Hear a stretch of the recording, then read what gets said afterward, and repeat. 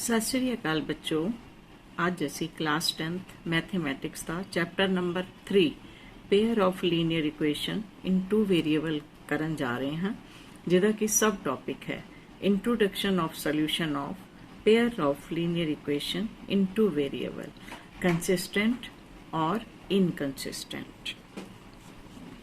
सब तो पहला असी ये जानते हाँ कि linear equation in two variable general form च क्या होती है। Linear equation in two variable is ax plus by plus c equal to 0। ये थोड़ी एक linear equation in two variable है, जिथे where a b c are real numbers, real number हैं and both a b are not 0। a और b नू 0 नहीं होना चाहिए। अगर a x का कोफिशिएंट a अगर 0 हो जाएगा तो यह 0 बन जाएगी ax, और ना b नो 0 होना चाहिए, क्योंकि अगर b 0 होएगा b 0 मल्टीप्लाई बाय y थोड़ा a भी 0 बन जाएगा, तो ए टू वेरीएबल विच लीनियर इक्वेशन नहीं रहेगी।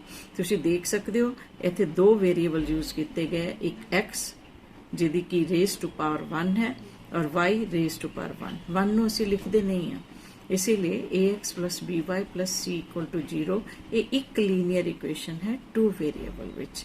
और तुहानू समझ आ चुकिया होएगा कि a b दोनों 0 नहीं होने चाहिए।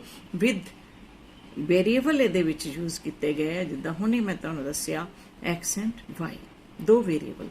अगर असी दो equations pair of a linear equation in two variable लिखना होए, फिर असी किवें लिखांगे। उसनों लिखण दे लई आपां इन्हां दी कोफिशिएंट्स नूं डिफरेंशिएट करन दे लई असी लिखांगे a1x plus b1y plus c1 equal to 0। Otherwise तुसी उन्हां नूं दोनों नूं अलग अलग शो नहीं कर पाओगे, इसीलिए असी कोफिशिएंट्स दे अगे first equation a1 b1 c1 लिखांगे, second equation a2x plus b2y plus c2 equal to 0। खास करके तुसी ये ध्यान देना है, फर्स्ट इक्वेशन दे विच जिहड़ा तुहाडा x है उहदा कोफिशिएंट जिहड़ा तुहाडा a1 होएगा, और फर्स्ट इक्वेशन च y दा कोफिशिएंट तुहाडा b1 होएगा, और c1 तुहाडा कांस्टेंट टर्म होएगा without any variable. And second equation which तुहाडे कोल x दा कोफिशिएंट a2y होए, a2 है तुहाडा, और y दा कोफिशिएंट b2 है विद साइन। इत्थे प्लस साइन ही है सारे, इसलिए असीं इहनूं नहीं शो कर रहे।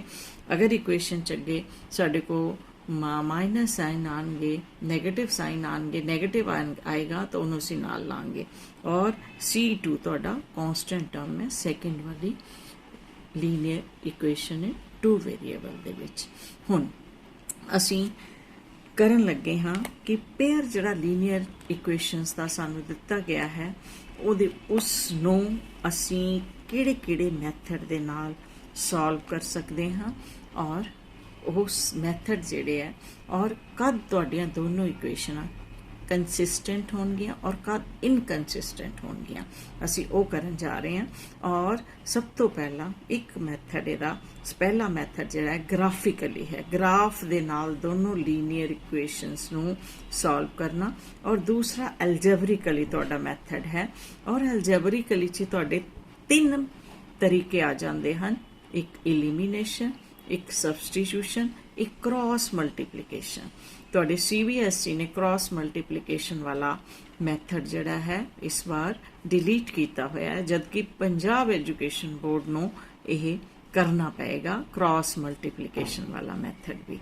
ते हुण असीं जानते हाँ कि किस तरह दोनों लीनियर इक्वेशनस जिहड़ियां दित्तियां गईयां टू वेरीएबल्स, उन्हां नूं किस तरह उन्हां तो असीं पता करना है कि इन्हां दा जिहड़ा सोल्यूशन है ओह कंसिस्टेंट है या इनकंसिस्टेंट। ओके, चलो मैं लैंदी हाँ तुहाडे लई पहली इक्वेशन मैं ले रही हाँ x plus y minus 5 equal to 0 and x minus y minus 5 equal to 0। मैं पहली एक पेयर लिया, और हुण असीं इहदे A1 और A2 दी रेशो लांगे, दैट इज पहली इक्वेशन दे विच x का जिहड़ा कोफिशिएंट है अपॉन दूसरी इक्वेशन जिहड़ा x का कोफिशिएंट है उहदी रेशो लांगे। b1 अपॉन b2 का मतलब जो y का कोफिशिएंट पहली इक्वेशनस है लीनियर इक्वेशनस बट अपॉन जिहड़ा y का कोफिशिएंट दूसरी वाली तुहाडी लीनियर इक्वेशनस है इन्हां दी रेशो लांगे।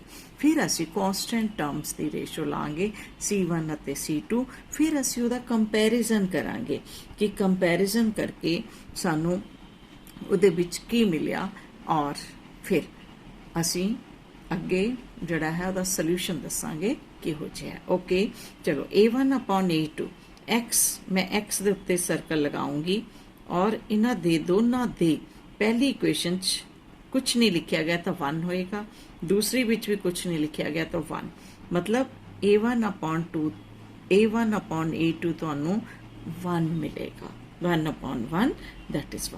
हुण असी y दे कोफिशिएंट की कंपैरिजन करते हाँ y नू मैं सर्कल कर लिया प्लस कुछ नहीं लिखा तो 1 हो गया अपॉन फिर मैं y नू दूसरी इक्वेशन दे विच भी सर्कल किया पर अगे उहदे नैगेटिव साइन आया तो यदा मतलब यदा कोफिशिएंट -1 है और ये तुहानू -1 मिल गया दोनों नू डिवाइड करके।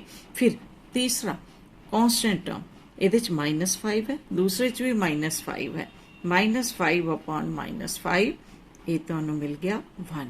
हुण अगर इन्हां जिहड़ी असीं रेशो फाइंड आउट कीती है उहनू ध्यान नाल देखीए तां असीं देखांगे A1 upon A2 is not equal to B1 upon B2 जबकि 1 और -1 इक्वल नहीं है तो यही तुहाडे कोल जिहड़ा है यही रेशो आई जब A1 अपॉन A2 बराबर ना होए फिर क्या है। अगर मैं इनू ग्राफिकली ग्राफ का भी मैं वीडियो पाया हुआ है कि ग्राफिकली इन्होंने किद्दां सॉल्व करते हैं तो अगर असी इस केस विच ग्राफ के द्वारा इन्हां दोनों इक्वेशनस दे नू सॉल्व करते हाँ तो तुहानू 2 स्ट्रेट लाइन एक पॉइंट के उत्ते इंटरसेक्ट करदियां हुई मिलणगियां ग्राफ के उत्ते जब असी पॉइंट नू लगावांगे ठीक है इंटरसेक्टिंग लाइन्स होणगियां।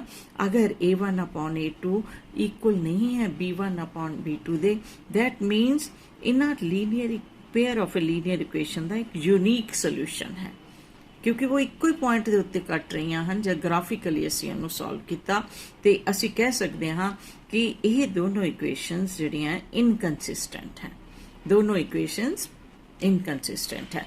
चलिए हुण असी दूसरी इक्वेशन नू लैंदे हाँ x plus 3y minus 6 equal to 0 2x plus 6y minus 12 equal to 0।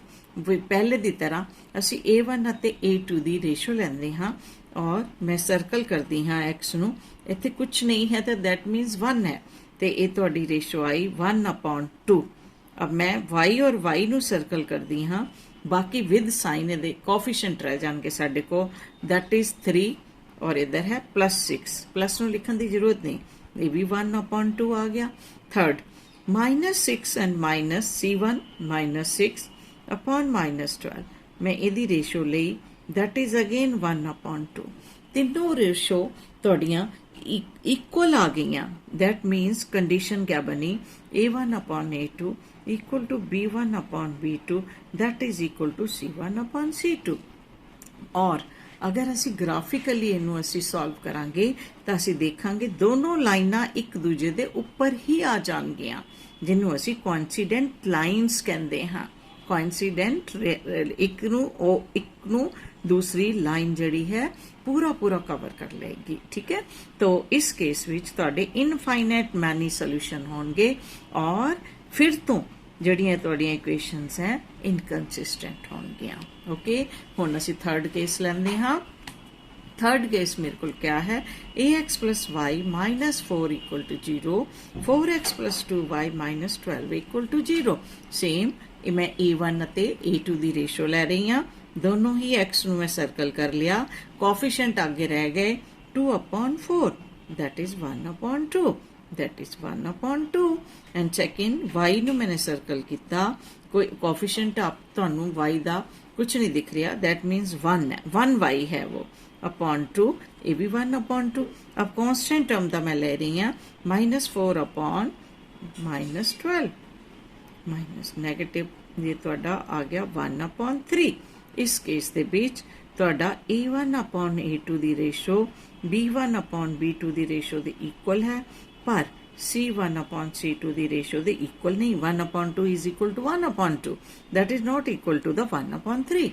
that ਅਗਰ ਅਸੀਂ ਇਹਨੂੰ ਗ੍ਰਾਫਿਕਲੀ ਸੋਲਵ ਕਰਾਂਗੇ ਤੁਸੀਂ ਦੇਖੋਗੇ ਕਿ ਇਹਨਾਂ ਦੋਨੋਂ ਹੀ ਗ੍ਰਾਫ ਦੀਆਂ ਸਟ੍ਰੇਟ ਲਾਈਨ ਜਿਹੜੀਆਂ ਆਉਣਗੀਆਂ ਉਹ ਪੈਰਲਲ ਆ ਜਾਣਗੀਆਂ। ਇਸ ਕੇਸ ਵਿੱਚ ਪੈਰਲਲ ਹੋਣਗੀਆਂ ਜਿਹੜੀਆਂ ਕਦੀ ਵੀ ਨਹੀਂ ਮਿਲਣਗੀਆਂ। that means no solution। ਇਸ ਇਹਨਾਂ linear equations the pair of linear equation का कोई सोल्यूशन नहीं है, कॉमन सोल्यूशन नहीं है, और इस केस विच इहनूं असीं इनकंसिस्टेंट कहांगे। ते यह तुहानूं क्वेश्चन मोस्टली जिहड़ा है यह 1 नंबर का आंदा है, और यह MCQ के फॉर्म च भी हो सकता है, जां वैसे ही पूछा जाएगा कि यह कंसिस्टेंट हैं pair of a linear equation ਜਾਂ ਇਨਕਨਸਿਸਟੈਂਟ ਹੈ। ਇਸ ਲਈ ਤੁਸੀਂ ਸਭ ਤੋਂ ਪਹਿਲਾਂ ਉਹਨਾਂ ਦੇ ਕੋਐਫੀਸ਼ੀਐਂਟਸ ਨੂੰ ਅੱਛੀ ਤਰ੍ਹਾਂ ਕੇਅਰਫੁਲੀ ਲਿਖਣਾ, ਫਿਰ ਉਹਨਾਂ ਦੀ ਤੁਸੀਂ ਰੇਸ਼ੋ ਲੈਣੀ ਹੈ। ਰੇਸ਼ੋ ਲੈ ਕੇ ਤਿੰਨੋਂ ਹੀ ਕੰਡੀਸ਼ਨਸ ਯਾਦ ਕਰਨੀਆਂ ਕਿ ਜਦ A1/A2 is not equal to B1/B2 ਤੇ ਯੂਨੀਕ ਸੋਲੂਸ਼ਨ ਹੁੰਦਾ ਤੇ ਇਕੁਏਸ਼ਨ ਕੰਸਿਸਟੈਂਟ ਹੁੰਦੀਆਂ ਹਨ। ਔਰ ਗ੍ਰਾਫਿਕਲੀ ਸੇਮ ਇसी केस ਵਿੱਚ जब तुसी इन्हां दा ग्राफ बनाओगे वो इंटरसेक्टिंग लाइन तुहानूं मिलणगीਆਂ, मीनस एक पॉइंट ते कटदियां होईयां, और that is a unique solution. Second case विच A1/A2 equal to B1/B2 and equal to C1/C2 तीनों रेशो इक्वल होणगीਆਂ, तब ग्राफिकली उन्हां लाइनां एक दूजे के उत्ते कॉन्सीडेंट होणगीਆਂ, मतलब पूरी पूरी उन्होंने ओवरलैप कर लैणगीਆਂ। और इस case which infinitely many solution उन्होंने दोनों इक्वेशनस के कॉमन होणगे। क्यों? क्योंकि जिहड़ा एक सोल्यूशन है वो सेम सोल्यूशन दूसरी इक्वेशन का भी होएगा। और फिर थर्ड केस विच A1/A2 equal to B1/B2 but not equal to C1/C2। और ग्राफिकली अगर मैं कहां तो इस केस विच जब दोनों ही इक्वेशन दियां असीं ड्रॉ करांगे, सोल्यूशन लैके ड्रॉ करांगे, वो पैरलल लाइन आउणगीਆਂ ਜਿਹੜੀਆਂ कदी नहीं एक दूजे ਨੂੰ ਕੱਟਣਗੀਆਂ। और इस केस विच उन्हां दा कोई नो सोल्यूशन, कॉमन सोल्यूशन कोई नहीं होएगा। और इस केस विच इक्वेशनस ਜਿਹੜੀਆਂ ਤੁਹਾਡੀਆਂ इनकंसिस्टेंट होणगीਆਂ। चलिए हुण असीं 3.2 एक्सरसाइज दे कुछ क्वेश्चन करते हाँ। 3.2 एक्सरसाइज मैं लै रही हाँ। Check whether the given pair of a linear equation is consistent or a not। ये क्वेश्चन नंबर तुहाडा 3 है, जिहड़ा कि सिर्फ इक्को ही नंबर विच आंदा है, कोई ज़्यादा इहदे विच तुहानूं जिहड़े है पुछया नहीं जाता कंसिस्टेंट है या इनकंसिस्टेंट। ओके, तो तुसी इहदे विच पहला सब तो पहला A1/A2 तुसी x और x चाहो बच्चों तो तुसी जनरल फॉर्म लिख सकते हो A1x plus B1y plus C1 equal to 0। इस तरह करके इहदे उपर हुण तुसी देखो 5 जड़ा है राइट हैंड साइड है, दैट मीनस मैनू इनू लैफ्ट हैंड साइड ले आना पएगा इसी फॉर्म च लिखण दे लई। ठीक है, तो मैं इन्हूं दोबारा लिखती हाँ 3x प्लस 2y। 5 नूं जब मैं राइट साइड तो इक्वलिटी दे साइन दे लैफ्ट साइड ले आऊँगी तो इसके सामने दा साइन चेंज हो जाएगा, तो -5 इक्वल टू 0। हुण इहदे उपर तुसीं अपनी इक्वेशन फस्ट लिख लो general form A1x plus B1y plus C equal to 0। हुण सैकेंड इक्वेशन च भी मैं 7 नूं राइट साइड तो लैफ्ट साइड ले जा रही हाँ, ये बन जाएगी तुहाडी 2x minus 3y minus 7 equal to 0। Okay, हुण इहदे नीचे भी तुसी जनरल फॉर्म लिख लो A2x plus B2y plus C2 that is equal to 0। हुण असी कंपेयर करते हाँ A1/A2। कंपेयर करन दे बाद जड़ा है असी दस सकांगे। हुण पहली इक्वेशन दे विच मैं x और x नूं सर्कल कर लिया, तो मेरा A1 जड़ा है वो क्या निकलिया 3। A2 दूसरी इक्वेशन च मैंने x और x नूं सर्कल कर लिया। हुण जो रह गया A2 दैट इज 2। फिर B1 पहली इक्वेशन दे विच मैं दोनों y नूं सर्कल कर लिया, B1 मेरा क्या बचा 2। फिर दूसरी इक्वेशन च मैं y नू सर्कल कर लिया, b2 मेरा क्या है -3 विद साइन लिखना है। अगर अब प्लस साइन है तो लिखन की उसकी जरूरत नहीं है। हम C1 और C2, C1 मेरे को है -5 और C2 मेरे को है -7। हुण असी चेक करते हाँ इन्हां दी रेशो लेके A1/A2 that is equal to 3/2, B1/B2 that is 2/3, C1/C2 that is -5/7, 5/7 ਤੁਹਾਡਾ ਬਣ ਗਿਆ, 5/7 ਬਣ ਗਿਆ ਤੁਹਾਡਾ। ਹੁਣ ਅਸੀਂ ਕਹਿ ਸਕਦੇ ਹਾਂ ਕਿ ਤੁਹਾਡੇ ਕੋਲ ਇਹਨੂੰ ਹੁਣ ਕੰਪੇਅਰ ਕਰ ਰਹੇ ਹਾਂ, A1/A2 is not equal to B1/B2, then but 3/2 is not equal to 2/-3। that means ਇਹਦਾ क्या होएगा, यूनिक सोल्यूशन। यूनिक सोल्यूशन और यूनिक सोल्यूशन इक्वेशंस ਤੁਹਾਡੀਆਂ ਜਿਹੜੀਆਂ ਹੁੰਦੀਆਂ ਹੈ ਉਹ कंसिस्टेंट ਹੁੰਦੀਆਂ ਹਨ। Consistent equations are consistent. बस इन्ना ही लिखना बहुत है ਤੁਹਾਡੇ ਲਈ, खास करके कंपैरिजन जब तुसी करोगे कोफिशिएंट्स का तो बहुत केयरफुली करना है और फिर जड़ा है ये थोड़ा क्वेश्चन बहुत आसानी ना हो जाएगा। हुण असी करते हाँ इहदा सेकेंड पार्ट भी सेम बिल्कुल उसी तरह A1 A2 B1 B2 असी लिखांगे। कंपेयर करते हैं ये भी तुहानू 8 नू जड़ा है राइट साइड तो लैफ्ट साइड लेना पएगा और तुहाडा ये बन जाएगा 2x - 3y -8 equal to 0 and 9 नू भी तुसी राइट साइड तो लैफ्ट साइड लेके आओगे, बन जाएगा 4x - 6y -9 इक्वल टू 0। हुण मैं दोनों दे उत्ते जनरल फॉर्म थोड़ी लीनियर इक्वेशन दी लिख देंदी हां, a1x + b1y + c1 equal to 0। Compare करना आसान हो जाता इस तरह, a2x + b2y + c2 that is equal to 0। Compare करो हुण फर्स्ट इक्वेशन च x और x नू सर्कल कर लो, ਇਹਦਾ मतलब ਤੁਹਾਡਾ a1 ਜਿਹੜਾ a12 है। दूसरी इक्वेशन च x और x नू सर्कल कर लो, ਤੁਹਾਡਾ a2 ਜਿਹੜਾ है, दूसरी च मैं सर्कल किया x और x नू ते मेरा x और x नू सर्कल किया a24 बनिया। ठीक है, हुण फर्स्ट इक्वेशन दे विच मैं y नू सर्कल किया ते v1 मेरा -3 होया with the sign, plus sign नहीं असी लेंदे, और y नू सेकेंड इक्वेशन च मैं सर्कल किया b2 -6 मेरा आएगा। ठीक है, फिर हुण c1 -8, c2 -9। ठीक है, तो इस तरह नाल असी जड़ा है ਉਹਦੇ ਕੋਫੀਸ਼ੀਐਂਟਸ ਨੂੰ ਕੰਪੇਅਰ ਕੀਤਾ। ਹੁਣ ਚੈੱਕ ਕਰਦੇ ਹਾਂ कि कोफिशिएंट्स ਦੀ ਰੇਸ਼ੋ किस तरह दी है। a1/a2 2/4 that is 1/2, b1/b2 that is -3/6 1/2, again it's 1/2, and c1/c2 that is -8/9, negative sign cut दो, 8/9। हुण असी देखते हाँ कि a1/a2 that is equal to b1/b2 but not equal to c1/c2। ठीक है, that means no solution। Pure of a linear equation का कोई कॉमन सोल्यूशन नहीं होएगा। that means equations are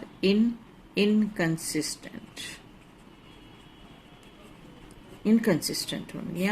यही क्वेश्चन बहुत छोटे छोटे है पर बहुत आसान भी है, जिहदे च आपां बिल्कुल भी कोई गलती करके क्वेश्चन नूं गलत नहीं होण देवांगे। तो इसलिए बहुत carefully A1 A2 B1 B2 C1 C2 लिखना है, और जिद्दां लीनियर इक्वेशन दी कंपैरिजन करके कोफिशिएंट्स का तुहानूं अलजेब्रिक सोल्यूशन और ग्राफिकली सोल्यूशन दिता गया है, उन्होंने अच्छी तरह याद करो ताकि कोई क्वेश्चन गलत ना होवे। ओके।